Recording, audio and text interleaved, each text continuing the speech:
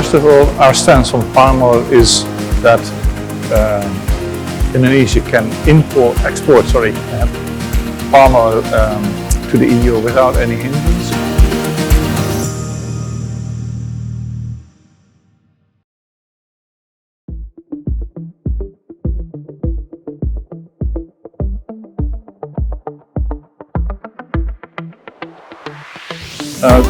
First of all, of course, we were in a post-COVID in a very promising trend with very good, strong growth up to February this year, when Russia attacked Ukraine and caused all the instability in the world, including in Europe.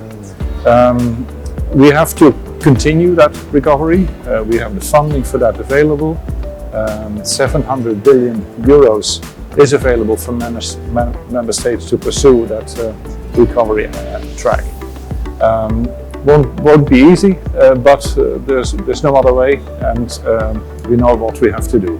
Combine recovery with also the greening of our economy, do the two things at the same time, because as we discussed today, yes, we have a war and a crisis as a result, but the climate crisis is not stopping, and we have to continue to take action.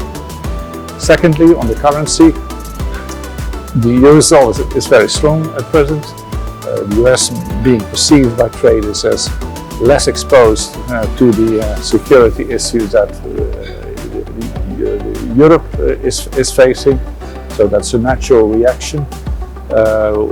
We are not overly concerned by this. This is something that the international markets even out over time. Once in the lifetime of the euro, we were also very down, much lower on the US dollar euro rate, and afterwards it restabilized, and that's what I expect to happen as we get out of the crisis of today.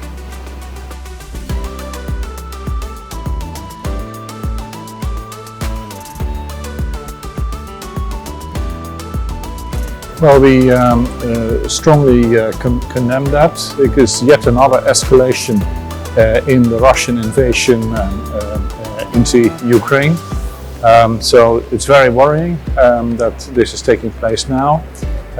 What we are asking Russia is the same as what 141 countries, members of the United Nations, have asked, and that is that Russia stops its war, withdraws its forces to the territory outside the international borders of Ukraine, borders that Russia itself recognized back in the 1990s, and that it has now totally violated. So that is what we need to see in order to bring this conflict to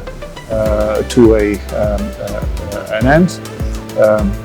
There is, of course, a need of, besides cessation of warfare, a big need for diplomacy, for negotiating, for negotiating a lasting settlement, but that is the second step. The third point that we stress, that Russia's action shows that it has no regard at all for the consequences that this war has caused for the entire world. I'm talking about consequences for food security, and secondly about the energy crisis. So these are two global problems. We discussed them this very week and last week in the G20 meetings here in Bali, and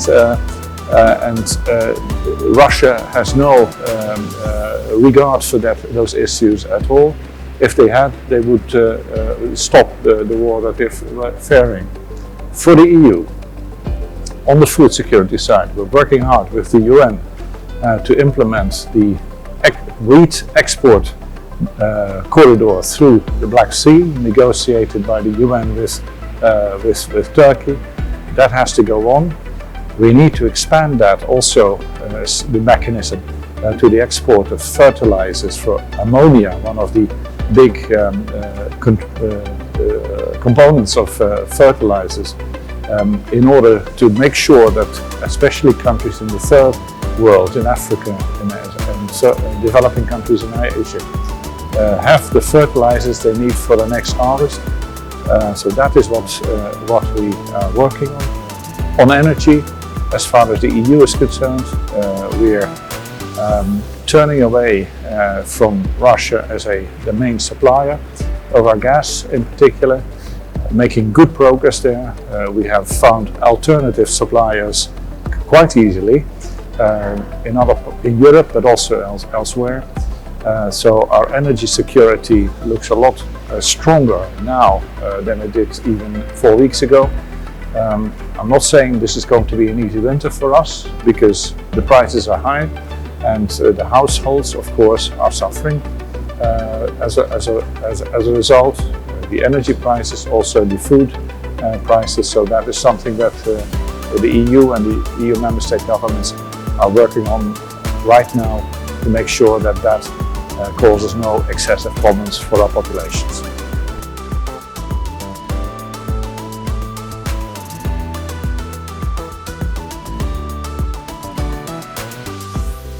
Well, first of all, our stance on palm oil is that Indonesia can export palm oil to the EU without any hindrance. Our borders are open, there is no ban. We have zero tariffs for much of the Indonesian palm oil that enters our market, and very low tariff over and above a certain threshold. So that's one. Secondly, yes, Europe is raising the standards for sustainability of the products that we consume in the European market. That goes for domestically made products, that goes for foreign imports, no discrimination between the two. And what we're after is making sure that what we buy and consume inside the European market does not cause deforestation.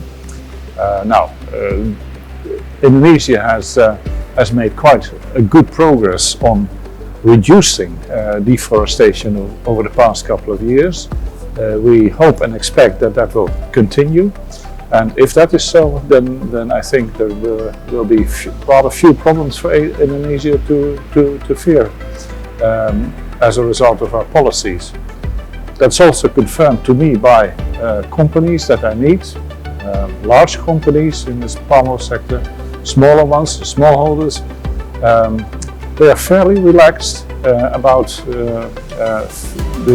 anticipating our new legislation. They know what they can do. They know that they, in many cases, have already started to work sustainably.